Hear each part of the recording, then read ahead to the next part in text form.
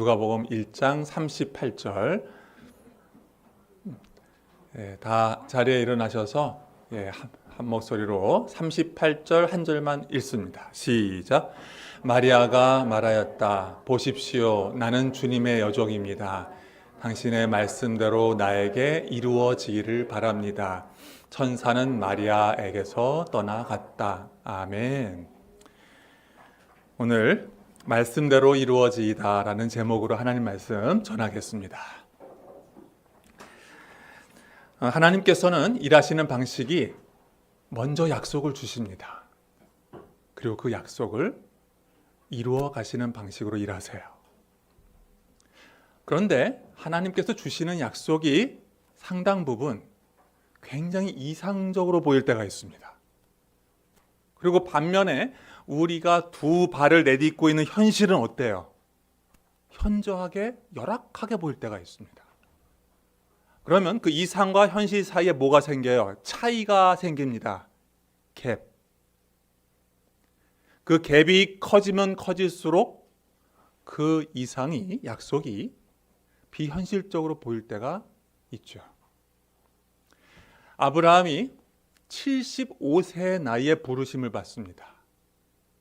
민족을 이루게 할게.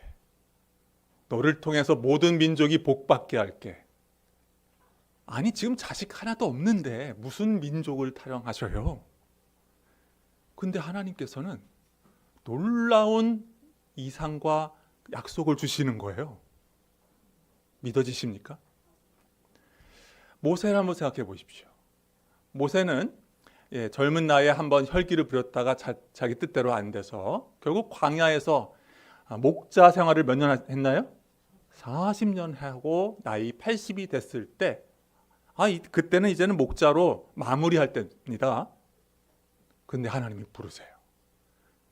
그리고 믿어지지 않는 그 약속을 주시는 거예요. 너 가라. 이집트에 있는 그 백성들을 건져내라. 지금 자신이 제갈공명 같은 묘사들이 있는 것도 아니고 힘이 있는 것도 아니고 외교적 네트워크 있는 것도 아닌데 혼자 단신으로 뭘 하겠다는 거예요? 굉장히 비현실적으로 보이죠. 그런데 여러분 그거 아십니까? 이상과 현실의 갭이 클 때 우리 성도들에게는 그 갭을 채우는 힘이 하나 있습니다. 그 힘을 뭐라고 말하냐면 믿음이라고 합니다. 믿음은 열악한 현실을 내딛고 하나님의 그 약속을 붙들어서 이루어가는 거예요. 히브리서 12장 1절에 보면 유명한 그 믿음의 정의가 나오죠. 믿음은 바라는 것에 실상이요, 보이는 것에 증거니. 새 번역에서는 바라는 것에 확신이요, 그리고 보이는 것에 증거니. 약속을 믿잖아요. 믿는 자에게 그것이 어떻게 되냐면 오늘의 확신이 되어버려요. 이게 믿음의 힘입니다. 물론 믿음을 과대평가해서는 안 됩니다. 믿음이 우리가 뭘 이루는 힘을 말하는 건 아니에요. 정확하게는 그 약속을 주신 하나님께서 친히 약속대로 이루실 것에 대한 신뢰인 줄로 믿습니다. 하나님이 이루시는 거예요. 믿음은 통로예요. 하나님은 이루시는데 그냥 이루시는 게 아니고 우리를 사용하세요. 반면에 믿음을 과소평가해도 안 됩니다. 믿음이 있는 자와 없는 자는 천지차예요. 운명과 인생의 방향이 바뀝니다. 왜요? 하나님은 믿는 자를 통해서 일하시기 때문에 그렇습니다. 하나님은 우리에게 많은 약속을 주셨습니다. 연세가 드신 분들은 고민이 될 때가 있죠. 마지막까지 건강하게 살고 싶은 마음이 있죠. 최근에도 제가 장례식장을 다녀왔어요. 죽음은 늘 우리에게는 두려운 존재죠. 그렇지만 우리는 하나님께서 주신 약속이 있습니다. 죽음이 끝이 아니고 그 뒤에 하나님 나라가 있다는 것을 믿습니다. 약속이 있어요. 보이진 않지만 그 천국의 약속을 붙드는 순간 죽음에 대한 인식이 바뀌고 내가 이 세상을 어떻게 살아가야 할 태도가 바뀌는 줄로 믿습니다.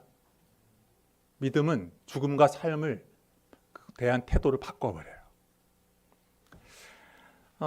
청년 때 아마 그런 고민하신 분도 많을 거예요. 이 세상이 왜 이렇게 부조리하지? 악이 관영하지? 아직 잘 모르겠다고요?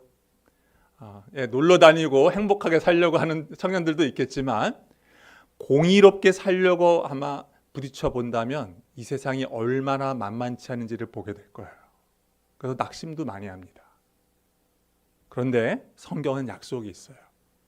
공의로우신 하나님이 마지막 때 악을 도말하고 공의를 세우시고 공정한 그 하나님 나라를 이루시겠다는 약속이 있어요. 그 약속을 믿으면 어떻게 돼요? 지금 부조리한 삶을 버틸 힘을 가집니다. 그 약속을 붙드는 자만이, 그 믿음을 가진 자는 지금 쉽게 낙심하지 않게 돼요. 몇 주 전에 우리가 수요일날 배웠죠. 잘 아는 말씀. 하나님을 사랑하는 자, 곧 그 뜻대로 부르심을 입은 자들에게는 모든 것이 합력하여 선을 이루느니라. 약속하셨어요. 약속이 없는 사람들은 여기서 치이고 저기서 치이고 상처받고 아프지만 그 약속을 붙드는 자는 어떻습니까?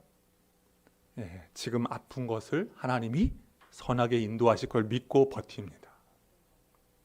지금의 훈련이 고되지만 그거를 통해서 하나님 더 좋은 걸 주실 것을 믿고 나아갈 힘을 줍니다. 그리고 그렇게 돼요. 거기서 간증이 나오죠.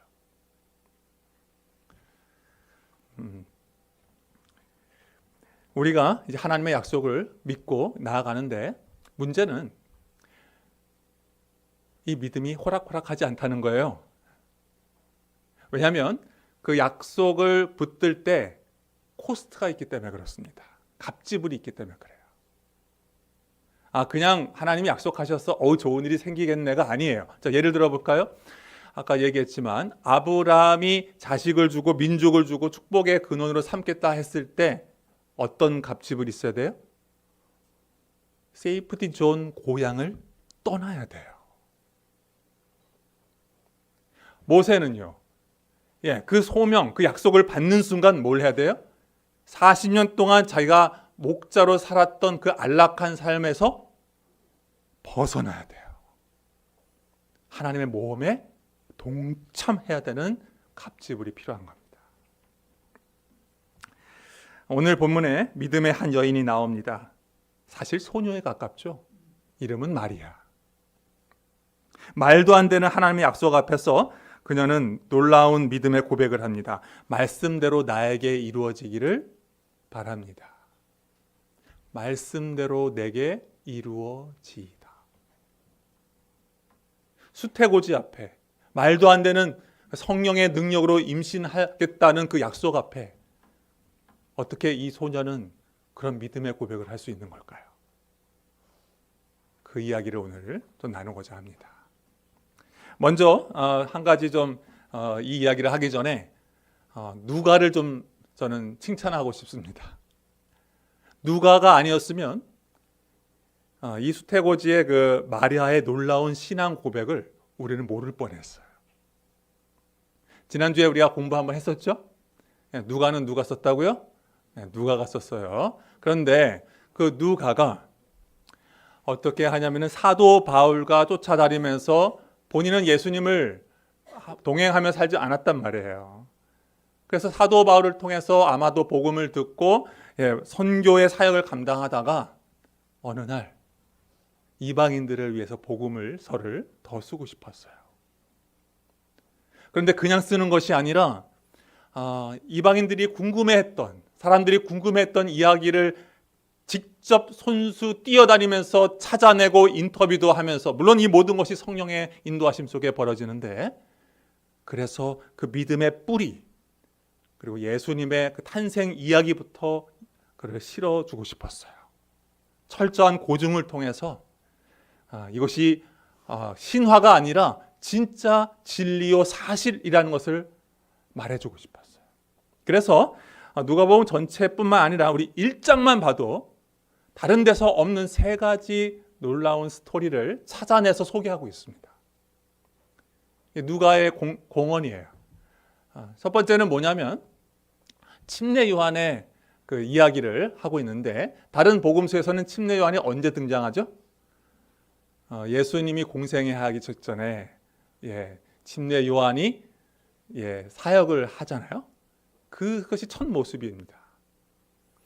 그런데 누가복음에 보니까 누가가 어떤 이야기를 찾아냈냐면, 발로 뛰면서 알게 된 것이 이 침례 요한이 사실은 태어날 때부터 하나님의 독특한 부르심이 있었다는 것을 소개를 해요.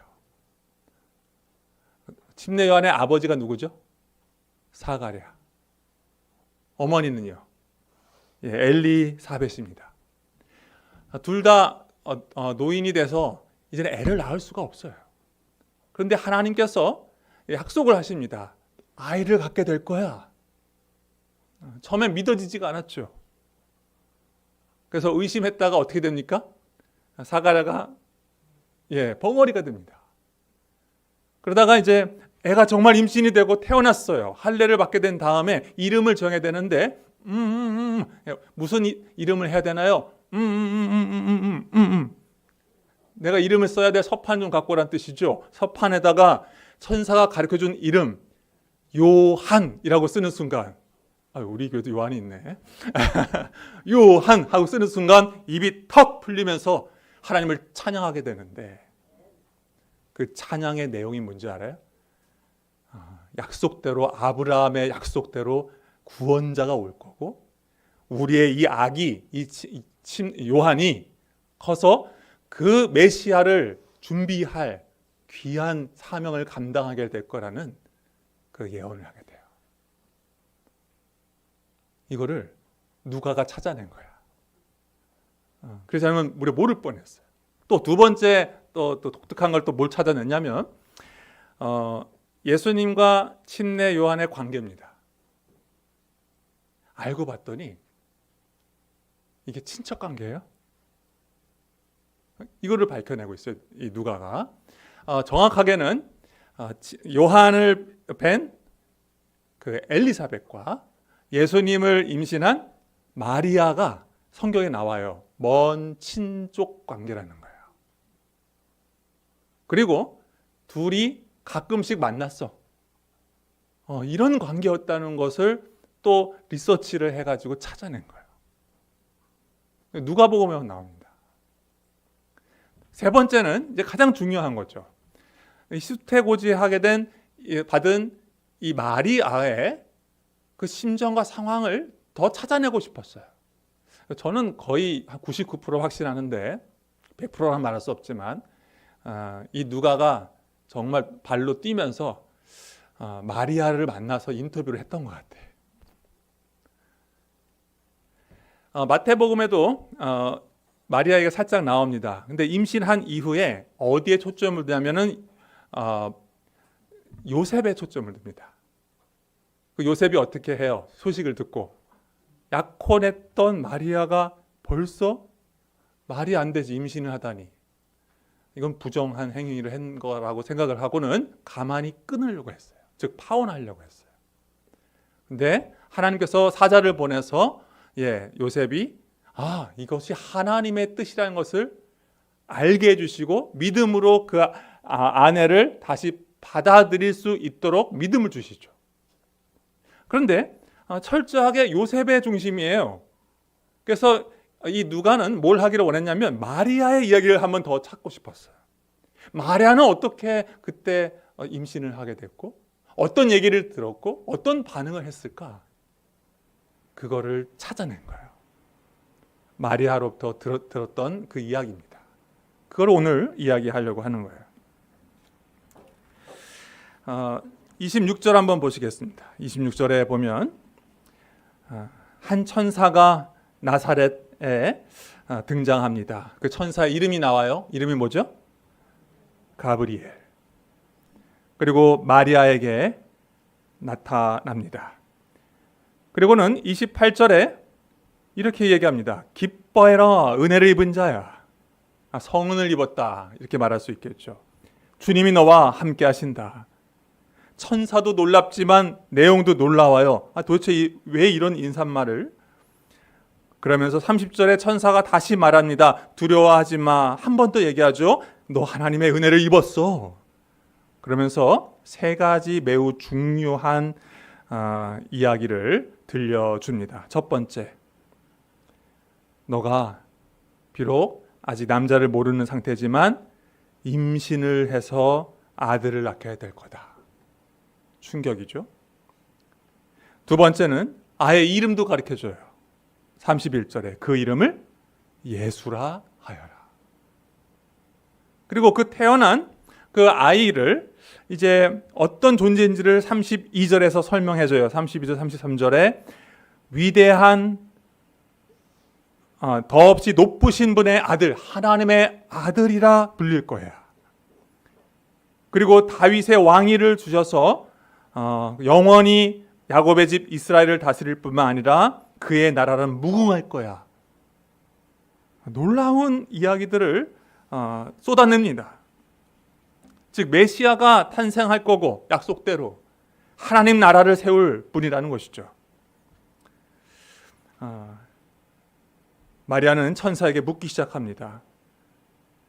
34절, 저는 지금 남자를 알지 못하는데 어떻게 이런 일이 있겠습니까?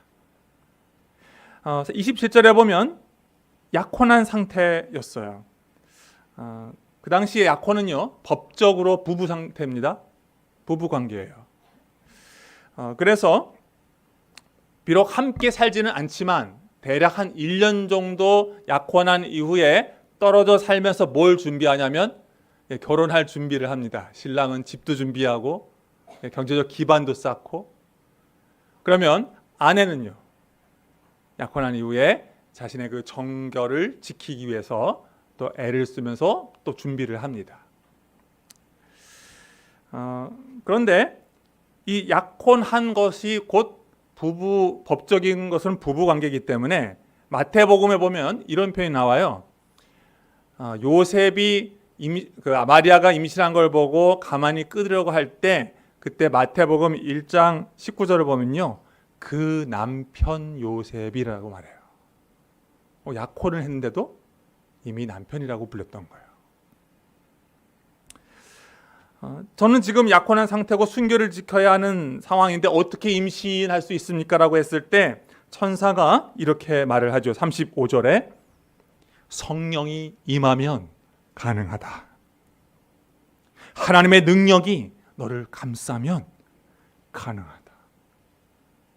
37절에 쐐기를 박죠. 하나님께는 불가능한 일이 없다 하면서 하나님의 그 약속을 들려줍니다. 이때 우리가 지금 아까 읽었던 38절에 마리아가 놀라운 고백을 하는 거죠. 38절 한 번 더 같이 읽겠습니다. 마리아가 말하였다. 보십시오. 나는 주님의 여종입니다. 당신의 말씀대로 나에게 이루어지기를 바랍니다. 천사는 마리아에게서 떠나갔다.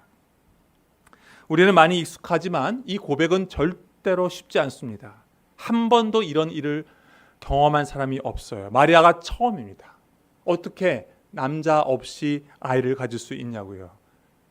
이거가 가능한 것은 오직 하나밖에 없어요. 창조주 하나님이 정말 그 창조의 능력으로 빚어주지 않는 이상은 이거는 불가능한 일입니다.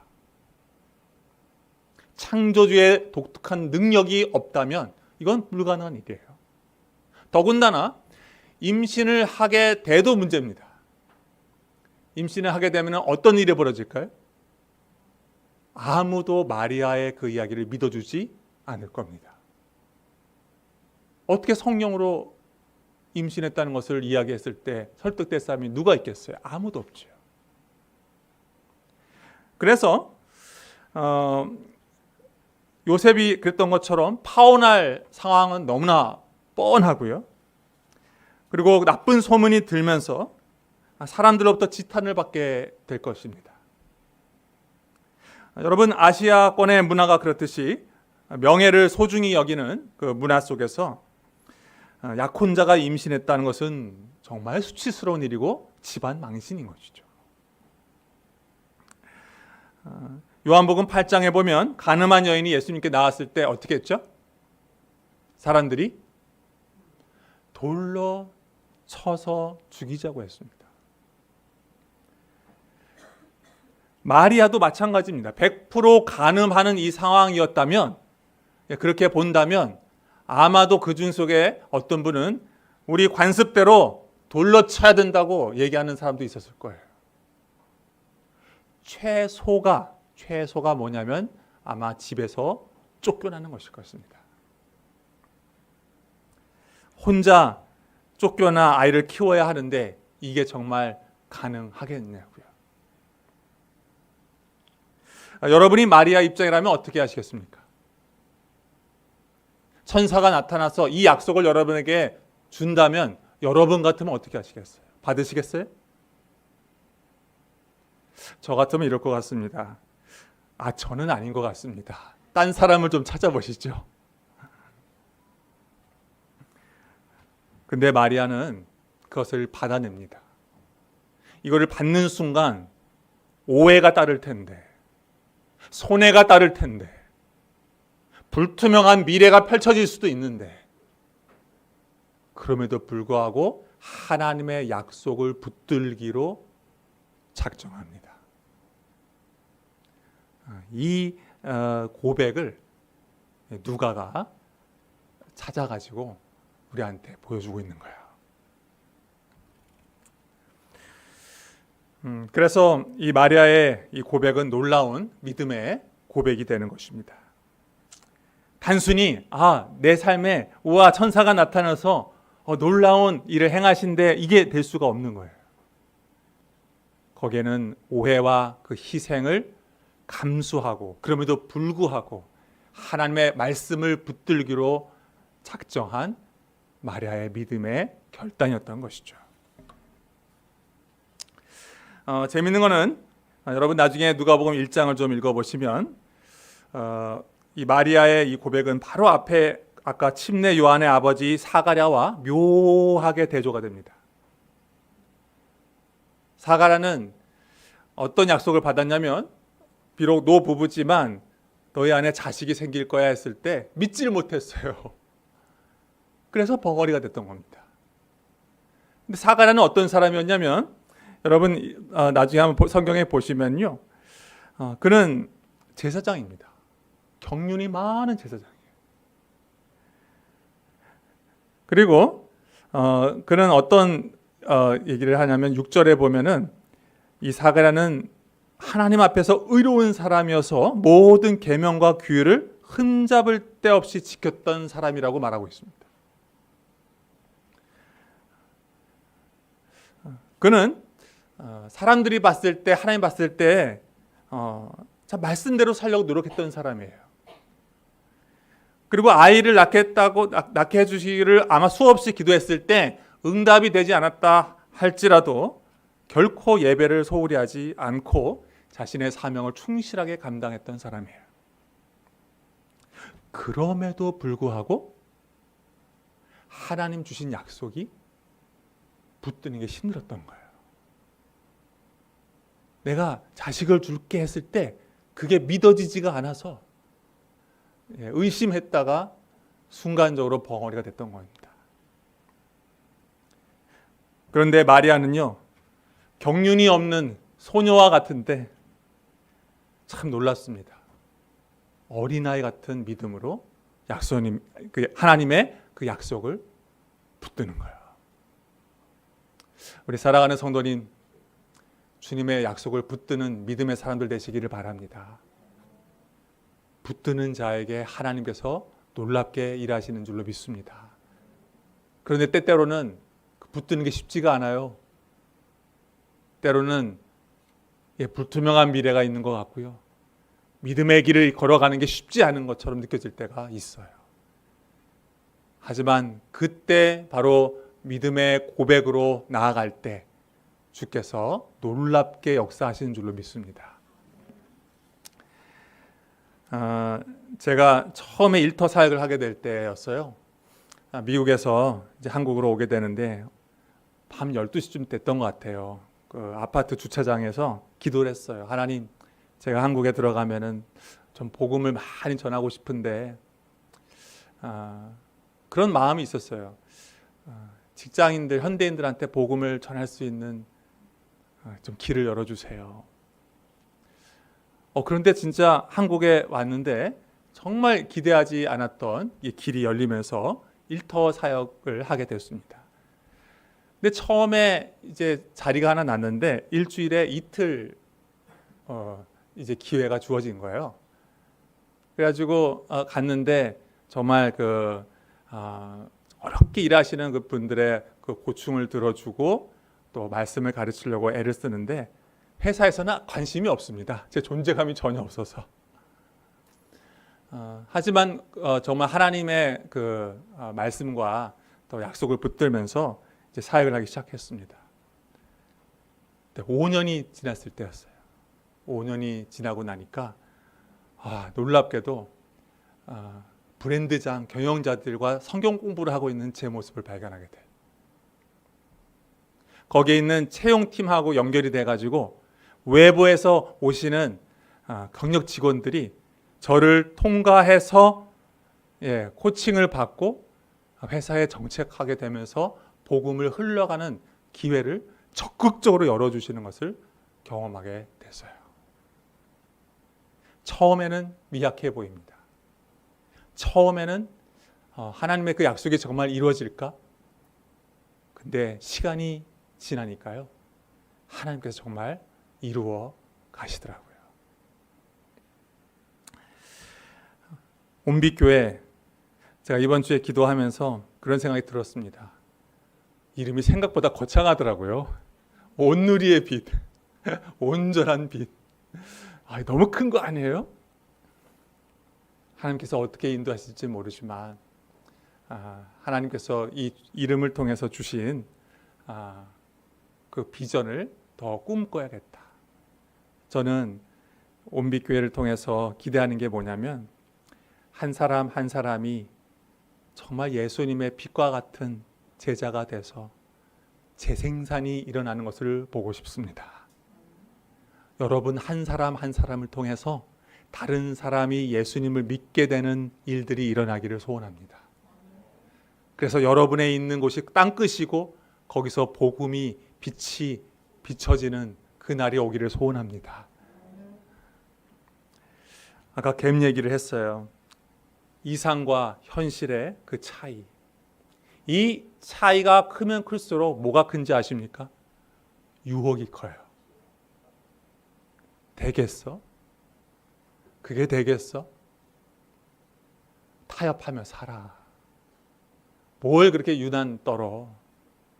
유혹이 큽니다. 다윗과 골리앗 생각해 보십시오. 골리앗이 크면 크게 보일수록 저걸 어떻게 넘어뜨리지? 발이 안 띄어질 거예요. 이상과 현실의 갭이 크면 클수록 유혹이 어마어마합니다.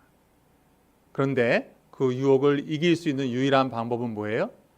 상황을 보는 게 아니라 말씀을 믿음으로 붙드는 것일 줄로 믿습니다. 그때 유혹을 뛰어넘을 힘이 생겨요. 이 이상과 현실의 이 갭이 크면 클수록 또 뭐가 커지냐면 기다림의 그 시간이 크다는 것을 의미합니다. 여러분, 마리아가 아이를 뱄습니다. 그런데 그 아들이 메시아로 활동하기까지 몇 년 걸려요? 예수님이 몇 세에 공생애를 시작하십니까? 대략 30세. 30년을 견뎌야 하는 거예요. 30년을. 그렇게 기다렸을 때 정말 하나님께서 이 아이를 통해서 하나님의 그 뜻을 이루시는구나를 보게 되는 거죠. 이 이상과 이 현실의 이 갭이 크면 클수록 또 뭐가 커지냐면요, 내가 자기 부인을 해야 할 그 크기가 커집니다. 끊임없이 내 안에서 그 음성이 들리는 거죠. 내가 정말 이걸 감당할 수 있을까? 그때마다 내가 하는 것이 아니라 하나님이 하시는 거야. 내가 하는 것이 아니라 우리 안에 성령께서 하시는 거야. 그 믿음을 가진 자는 자기 부인을 하면서 주님의 행하신 것을 마침내 보게 되는 줄로 믿습니다. 이제 정리하겠습니다. 마리아의 신앙 고백을 한 번 더 들여다봅시다. 말씀대로 나에게 이루어지기를 바랍니다.